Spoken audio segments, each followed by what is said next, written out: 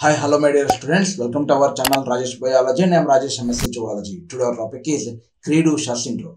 దీన్నే మనం క్రైడు-చాట్ అని, క్రైడు-షా అని ఇలా మనం రకరకాల ప్రొనౌన్సియేషన్స్ తో మనం పలుకుతూ ఉంటాం.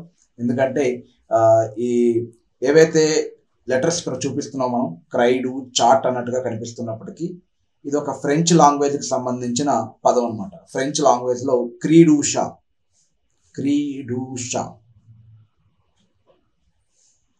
అంటే క్రయింగ్ లైక్ ఏ క్యాట్ అని అర్థం అనమాట.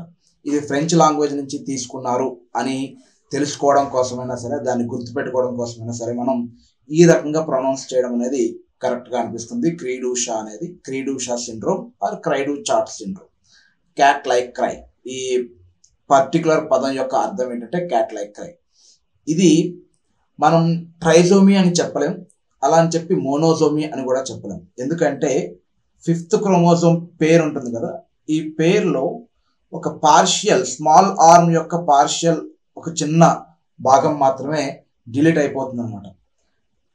ఇందులో ఎంత పార్ట్ డిలీట్ అయ్యింది, ఎంత పార్ట్ మిగిలి ఉంది అనే దాన్ని బేస్ చేసుకుని దీని యొక్క సిమ్టమ్స్, దాని యొక్క ఈ ఎఫెక్ట్స్ అనేవి ఎంత క్రోనిక్గా ఉంటాయి, ఇంకెంత సివియర్గా ఉంటాయి అనేది బేస్ అయి ఉంటుంది. జనరల్గా అయితే కనుక చాలా చాలా స్మాల్ పార్ట్, చాలా చిన్న ముక్క ఈ క్రోమోజోమ్ నుంచి డిలీట్ అవ్వడం జరుగుతుంది. అందులోనే కొన్ని జీన్స్ ఉంటాయి, ఆ జీన్స్ కి సంబంధించిన ఎఫెక్ట్స్ మనకి సిమ్టమ్స్ గా కనిపిస్తూ ఉంటాయి. కాబట్టి దీన్ని మనం పార్షియల్ మోనోజోమీ అని చెప్పొచ్చు. Or monosomy 5p minus, partial minus అంటే డిలీట్ అయినట్టు. సో ఇక్కడ మనం ఒకవేళ ఈ దీన్ని క్యారియోటైపే రాయాల్సి వచ్చినట్లయితే కనుక మనం 47 45 అనేది రాయడానికి వీల్లేదు. మనకి టోటల్గా 46 క్రోమోజోమ్స్ కనిపిస్తాయి. 46 XX అయితే కనుక ఫీమేల్ అయితే కనుక XX, మేల్ అయితే కనుక XY. Okay, XX or 46 XY. ఇది జనరల్గా 5p మైనస్ అనేది ఇంపార్టెంట్. మనకి ఎగ్జామ్స్లో కూడా ఒకవేళ అడిగినట్లయితే కనుక 5p మైనస్ అని కూడా అడగచ్చు, పార్షియల్ మోనోజోమీ అని అడగచ్చు. ఓకే, 46 5p మైనస్ సింపుల్గా ఈ XX XY అనేది మెన్షన్ చేయకుండా 46 5p మైనస్ అంటే అది క్రీ-డు-షా సిండ్రోమ్ ఆర్ క్రైడు-చాట్ సిండ్రోమ్ అని చెప్పచ్చు. ఇక ఈ సిండ్రోమ్కి సంబంధించి జరిగేవి ఏంటి, అసలు ఎఫెక్ట్స్ ఎలా ఉంటాయి అనేది అబ్జర్వ్ చేసినట్లయితే కనుక వీళ్ళు కూడా ఎక్కువ కాలం బ్రతికే అవకాశాలు చాలా తక్కువగా ఉంటాయి. చాలా చిన్న వయసులోనే, చైల్డ్హుడ్లోనే వీళ్ళు చనిపోయే అవకాశాలు ఎక్కువ. ఎందుకంటే ఇవి క్రోమోసోమల్ సిండ్రోమ్ అంటేనే గ్రూప్ ఆఫ్ సిమ్టమ్స్. ఈ group of symptoms because of the different organs are affected. రకరకాల ఆర్గాన్స్ అన్ని ఎఫెక్ట్ అవడం వల్ల ఆ ఆర్గాన్స్ కి సంబంధించిన అన్ని సిమ్టమ్స్ మనకు కనిపించడం వల్ల వీటిని సిండ్రోమ్స్ అంటాం. ఇక్కడ కూడా హార్ట్కి సంబంధించిన ప్రాబ్లమ్స్ ఉంటాయి, కిడ్నీకి సంబంధించిన ప్రాబ్లమ్స్ ఉంటాయి, మెంటల్ రిటార్డేషన్ ఉంటుంది.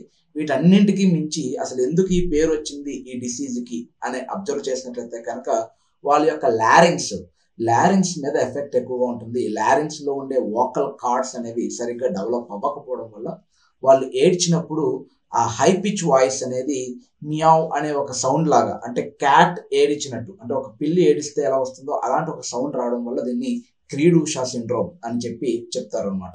అంటే ఇక్కడ లారింగ్స్ అనేది ఎఫెక్ట్ అవుతుంది అని మనం చెప్పచ్చు. సో సిమ్టమ్స్ ఒకసారి రాసినట్లయితే కనుక larynx and nervous system both are affected. Larynx affect అవడం వల్ల వీళ్ళు కానీ ఏడ్చినట్లయితే కనుక అది పిల్లి ఏడ్చినట్టు ఉంటుంది. సో క్యాట్ లైక్ క్రై అనేది చాలా ఇంపార్టెంట్ సిమ్టమ్గా చెప్పచ్చు. అండ్ మెంటల్ రిటార్డేషన్ ఉంటుంది. నర్వస్ సిస్టమ్ ఎఫెక్ట్ అయింది కాబట్టి ఖచ్చితంగా మెంటల్ రిటార్డేషన్ అనేది ఉంటుంది.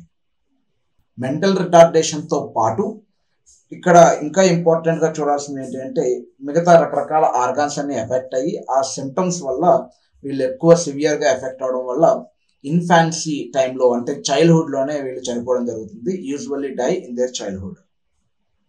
అండ్ అన్యూజువల్ ఫేషియల్ ఫీచర్స్ ఉంటాయి. మనకి పాపని లేదా బాబుని చూసినప్పుడే మనం ఖచ్చితంగా ఒక కన్క్లూజన్కి వచ్చేస్తాం, వీళ్ళు ఏదో జెనెటికల్ డిజార్డర్తో సఫర్ అవుతున్నారు అని చెప్పి మనం చూసిన వెంటనే అర్థమవుతుంది. So unusual facial